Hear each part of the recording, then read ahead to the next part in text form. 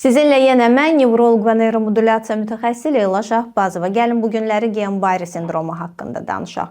Guillain-Barré sindromu autoimmun bir xəstəlikdir və özü necə biruzə verir? Adətən aşağıdan yuxarıya doğru başlayan bir keyləşmə, uyuşma hissi ola bilər, ağrı ilə özünü biruzə verə bilər və xəstəlik irəlilədikcə bu nəfəs darlığına, udmada çətinliyə, üz mimikaların hərəkət etdirməkdə çətinliyə və iki görməyə gətirib çıxarda bilər. Eyni zamanda da sidiyə getmədə və yaxud da ki, bağırsaq problemləri ilə də özünü biruzə verə bilər və ciddiyə alınacaq bir durumdur. Simptomlar isə günlərlə, həftələrlə arta-arta özün büruzə verə bilər. Səbəbi tam olaraq bəlli olmasa da 3 pasiyentin ikisinin anamnezində, yəni məlumatında 6 həftə öncə keçirdiyi bir rotavirus, yəni bağırsaq infeksiyası və yaxud da ki, respirator bir infeksiya keçirdiyi məlum olur. Diaqnostikası isə beyin onurğa mayesinin müayinəsi ilə və elektroneyromiyoqrafiya müayinəsi ilə aparılır. Müalicəsi isə plazmaforez terapiyası və eyni zamanda da immunoglobulin terapiyası ilə aparıla bilər. Və kəskin dövr bitdikdən sonra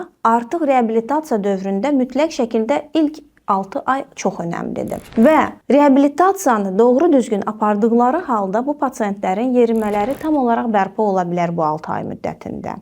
Bəzi hallarda çox kəskin formalarda cüzi də olsa əlillik qala bilər. Mövzu ilə bağlı suallarınızı şərh bölməsində verə bilərsiniz. Mütləq şəkildə cavablandırılacaq və daha çox nevroloji xəstəliklər haqqında məlumat almaq istəyirsinizsə kanalıma abunə ola bilərsiniz.